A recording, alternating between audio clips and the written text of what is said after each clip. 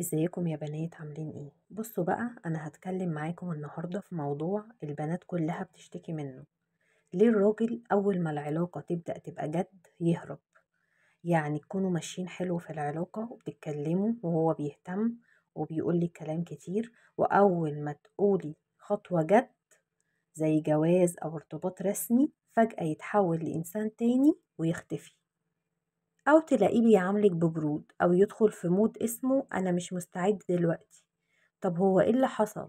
هو مش كان بيحب؟ انتي بقى بتسألي نفسك، ولا احنا كنا بنكلم نفسنا؟ هنا بتبدأي تشكي في نفسك وبتقولي يمكن استعجلت، يمكن ضغطت عليه، يمكن انا مش كفاية. وده بيأذيكي جدا وبتحسي انك كنتي في علاقة من طرف واحد، مع انها كنت انتي شايفة كل العلامات واضحة. هقولك على حاجة، خلينا نكون منصفين شوية. في رجالة بتخاف من المسؤولية مش لأنها مش بتحب، لأ لأنها متربية على إن الجواز عبء، أو شايفة نماذج حواليها بتخوفها.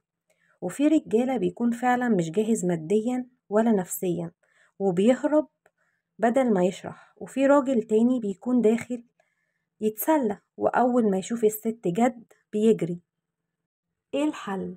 واجهيه من بدري، من أول العلاقة. اسألي نفسك، هو الشخص ده واضح؟ هل بيتكلم عن نواياه؟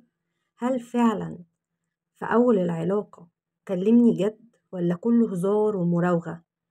ما تستنيش تتعلقي وتتورطي، ما تديش كل حاجة من غير وضوح. بلاش تعيشي كأنك مراته من قبل ما يبقى فيه رباط حقيقي.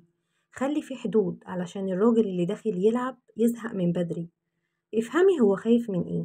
لو حسيتي انه بيحبك فعلا بس خايف ساعديه. اتكلمي اسأليه ايه اللي مقلقك، بس بذكاء وهدوء مش هجوم.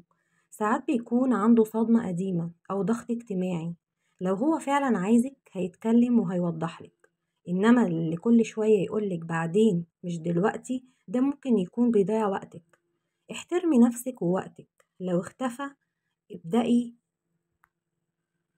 خدي خطوة لورا وراجعي موقفك. اللي عايزك هيجي واللي بيهرب مش خسارة أصلا. أقوى حاجة ممكن تعمليها إنك تبقي مستعدة تمشي. لما يحس إنك مش لعبة في إيده يبدأ يفكر مليون مرة قبل ما يتهرب تاني.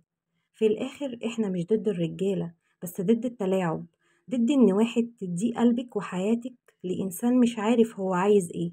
خليكي ذكية وعارفة قيمتك، واللي هيقدرك مش هيهرب، ده هيجري عليكي.